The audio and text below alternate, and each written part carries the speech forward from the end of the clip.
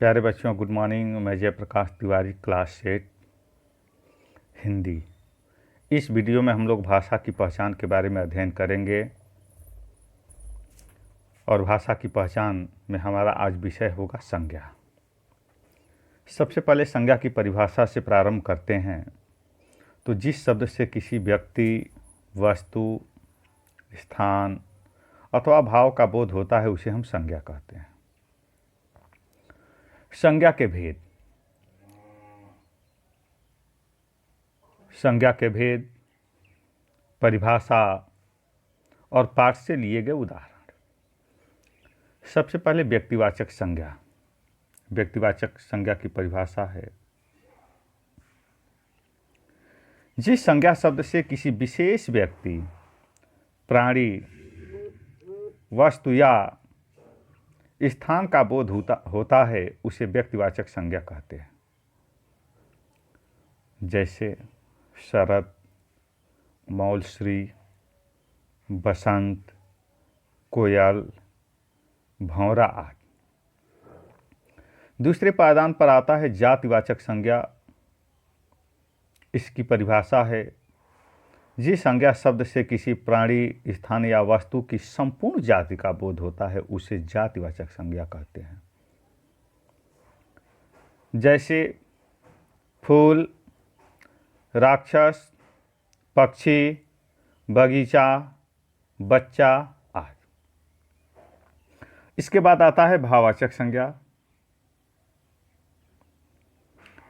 इसकी परिभाषा है, जिस संज्ञा शब्द से किसी व्यक्ति, वस्तु अथवा स्थान के गुण, दोष, दशा, अवस्था आदि का बोध होता है उसे हम भाववाचक संज्ञा कहते हैं। जैसे ठंड, बुढ़ापा, दुष्टता, बचपन, हरियाली आदि। अगले पायदान पर है द्रव्यवाचक संज्ञा।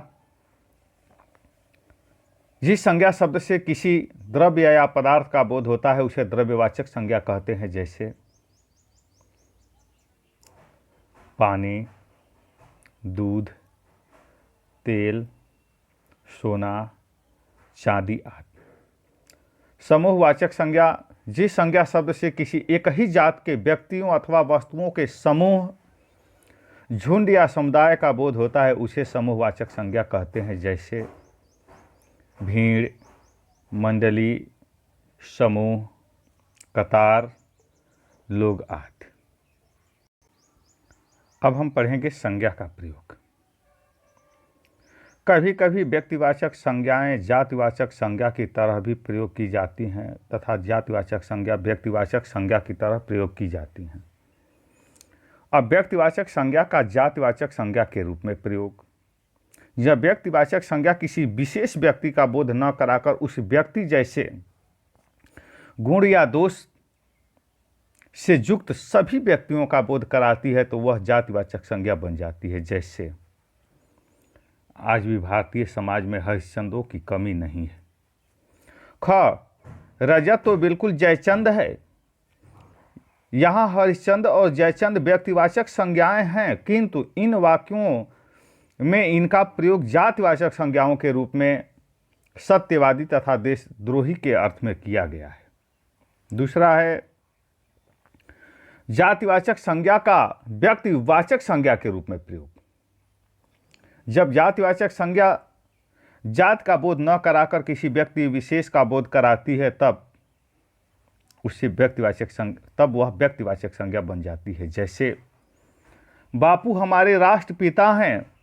ख, भारत को स्वतंत्र कराने में नेताजी ने अपनी महत्वपूर्ण भूमिका निभाई। बापू और नेताजी जातिवाचक संज्ञाएं हैं, किंतु इन वाक्यों में इनका प्रयोग व्यक्तिवाचक संज्ञाओं के रूप में क्रमशः राष्ट्रपिता, महात्मा गांधी तथा सुभाष चंद्र बोस के लिए हुआ है। भाववाचक संज्ञा का जातिवाचक संज्ञा के रूप में प्रयोग।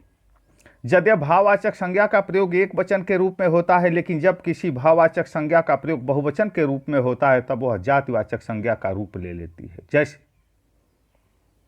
समाज सुधारकों की अच्छाइयों को आज भी याद किया जाता है। ख, सभी विद्यार्थियों ने विभिन्न दौड़ों में भाग लिया। अच्छाइयों और दौड़ों का प्रयोग बहुवचन के रूप में हुआ, अतः ये दोनों शब्द भाववाचक न होकर जातिवाचक संज्ञा के रूप में प्रयुक्त हुए हैं। अब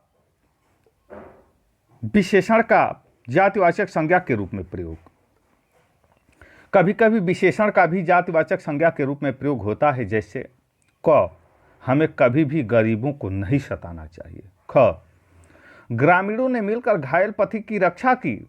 गरीबों और ग्रामीणों का प्रयोग क्रमशः गरीब लोग तथा गांव में रहने वाले लोगों के लिए आया है।